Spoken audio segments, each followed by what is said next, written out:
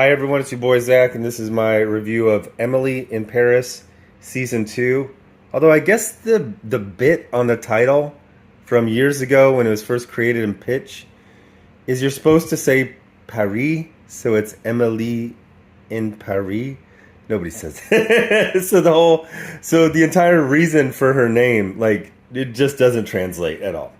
So anyway, I watched season one a couple years ago, and it was to make fun of it. You know, there was a huge marketing push for it.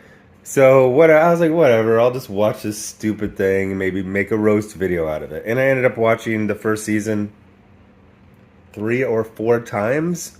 And then it was announced that the second season was going to come out, and I was very excited. But then COVID hit, and it was delayed, I think. And then it was started. I don't know if I misinterpreted the news or the news was not written correctly, but I read an article that said season two was going to take place in Saint-Tropez. I assumed because it would be easier under COVID restrictions. You know, you film a scene on the beach and the background extras are 30 meters away, which doesn't look that weird if it's a beach, but you can't be filming in Paris, you know, keeping everyone social distancing, all that type of stuff. But apparently this was filmed during the height of lockdowns and masks and testing, and you can't tell. I was very excited that it wasn't like some weird like stage play set in a hotel in Saint-Tropez. And the other reason I didn't watch it until now is just I had such a great time.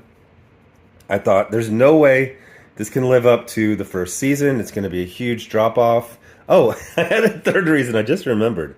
This might seem really shallow, but I saw the lead actress in a lot of the publicity stills, and she looked noticeably older to me with, like, she was always wrinkling her forehead, and she, like, I don't know why, but the hairstyles now seem to, for women, like, we need to maximize how much forehead you see. It's like no bangs, no, it's just like just a lot of wrinkly forehead for a woman who's supposed to be, you know, starting out in business and in her career and in her life. So it was just kind of odd.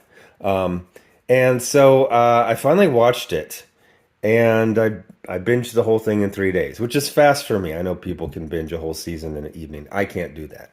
Watching an entire season in 3 days is intense for me. So I have to say, does it live up to the first season? Essentially, it feels like a continuation of the first season. I know this. I know this sounds like very oldie Olsen, but there used to be this thing called like regular broadcasting on television, you know, and so you would have a season and they would be like 22 episodes. So we're at like 10 and 10, so it's, you know, 20 episodes. It doesn't feel like a stark change from the first season. The only thing you notice is that, you know, since this is not regular broadcasting, it's not like, oh, we film one summer and then we film another summer. It's like you film and then you edit and then you wait and you release, and then maybe 2 years later they'll do the next season. And I did read that season three is already approved, but I don't know if it started filming yet. So anyway, it's just straight up a continuation. The bit about the show is that Emily was working in Chicago. Her boss was supposed to go work in Paris for a year. Her boss got pregnant. They had to switch in Emily at the last moment. Emily doesn't speak French, which is a requirement. And then she basically gets an apartment, gets a job, gets some friends, dates, and I really liked it. There are romantic elements to it, but it's mostly a show about work and adjusting to a new city. So as someone who has moved around a lot of it seemed very familiar. And I like Paris. I've been there a bunch of times. I don't care if it's cheesy to like Paris. I just do. The funny thing is they always do those little, I think they're called, what are they called? Stock footage. Well, it's not stock footage if you film it, but they have to do, you know, every time they're establishing the scene, oh, they're back in Paris, so they show an aerial footage of Paris. But there's like four things the average American. So, this season is more Arc de Triomphe. Like that's like the beginning of every scene. They will show the Arc de Triomphe, obviously Eiffel Tower, and the freaking Ile-de-France and a couple other places. But I mean, it's a really, really limited amount of landmarks. But it it continues the storyline from before. And I just liked it. I really, really liked it. One of the things that was interesting is they adjusted the mix. Characters that were minor characters or extremely minor characters, like her friend who was on Chinese Pop Star, and they became roommates.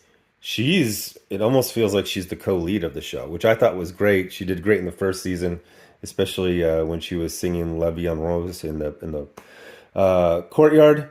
But they gave her a ton of time. And again, I remember them saying that in the coverage, and I was like, okay, it's going to be Emily and her roommate in a suite at Saint Tropez, and like 80% of the scenes are going to be in the suite because it's no, no. So she gets a romance. She gets a new job, busking, which is singing for change on the street.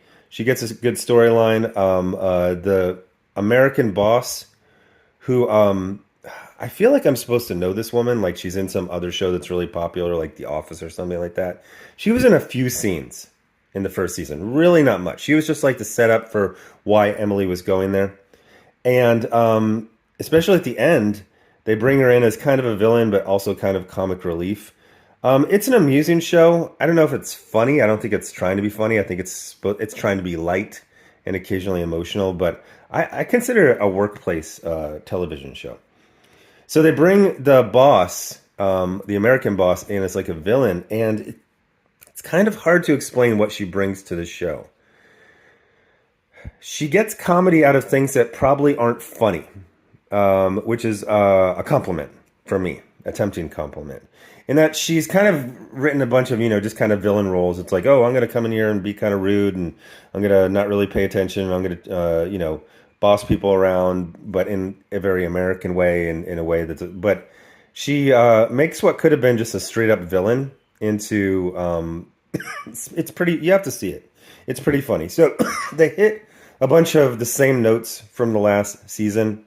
It's one of those shows where at the first season you're like, oh, this is a great couple. And then in the second one, you're like, yeah, I'm fine if they're just friends forever. It's like, what are you going to do? Make up, break up. The other thing they did is the love interest's longtime French girlfriend. She also, I mean, she got a good amount of screen time in the first season. She gets a lot more in this one. She's just great. I mean, she's got an interesting voice. She's got this nice like gray eyes, and she's a very there's a thing they do in this show that I really like, in that they never say like, hey, this is the good guy, you like them, and then they kind of make everything excuse anything stupid that they would do. Like all of the characters are generally pleasant people, but they'll be selfish at times, and they'll be stupid, and they'll make the wrong decision. But then that isn't overplayed like, I have to go make it. There's a lot of like, hey, be flexible. You know what I mean? Roll with the punches. When you're the French lady in charge of the French marketing firm and everyone's scared of you, and then your American boss comes in and sits in your chair, you get bothered, but you roll with it. So it's really a show about life, man, and dealing with stuff. I love it. There was a lot less of, oh, it's so crazy, I'm here in Paris. She's getting used to it. So then it just becomes like a workplace / romantic show. They brought in a new love interest for Emily. It's a British guy. He's pretty good, although I did get bored and like stop. Usually when I stopped for the day, it would be his storyline. Because number one, you can tell he's not going to be, he's a place filler. He's a time filler romantically for Emily. Also, he's British, so he's going to go back. So you kind of know that stuff. So it's hard to engage, mentally with his storyline because it's very limited. Although that's the point.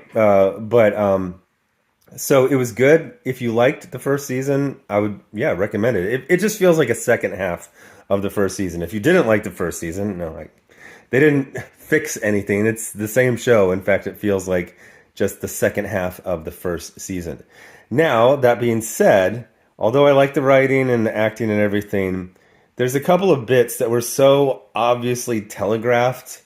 Like, I totally knew, spoiler, the French staff was going to quit the marketing firm. I totally knew they were going to invite Emily.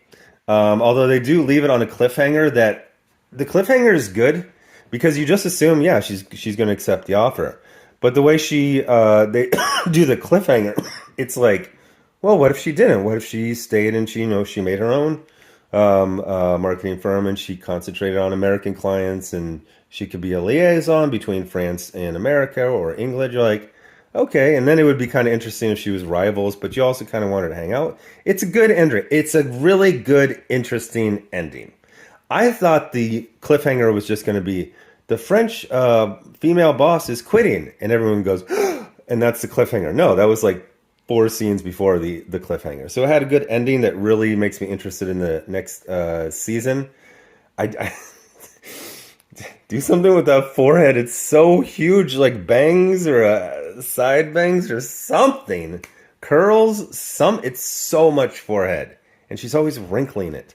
But it was a good. Oh, and then there's another bit with like the father of the blonde French girl. He cuts his fingertip off, and it's like so obvious it's gonna happen. So they get some humor out of like shock value of a ridiculous amount of blood, although fingers tend to bleed ridiculously anyway. But it's like that bit would have worked better if you wouldn't have totally made it obvious that it was going to happen. It's filmed on location in Paris and like constantly out on location. So I have to assume it's very expensive. But it got a third season. I'm fine. I'm fine with this going indefinitely. I don't need a huge romance with the French chef. Speaking of which, don't laugh. Don't laugh. I actually got emotional. I didn't cry, but my eyes got a little bit watery, and it wasn't a romance scene. It had nothing to do with romance. So the French chef, who's the love interest on and off, he gets a business partner who is it's a French show, so everyone's like ex-lovers of everyone else. But it's this rich guy. It's this rich suave guy. And they open a cafe. But then the cafe gets overbooked, and instead of being a cafe, it's kind of like a rowdy club, like a bar almost. So the chef is getting bothered, and he's like, "Hey, my dream was to run a cafe." And then he tells, the money guy, and he's like, "Well, this is more customers, and this is my brand for my lifestyle brand is fun."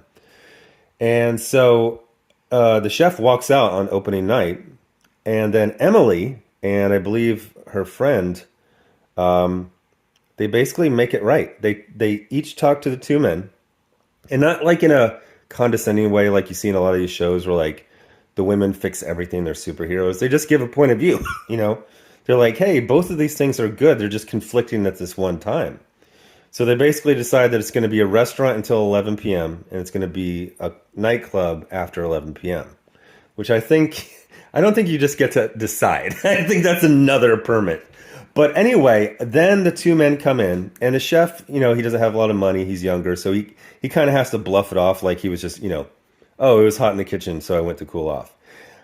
Now, it's not true, obviously, but it's a social grace, to the money guy. And I work in a very immature industry where it's constant fighting and backbiting and cliques.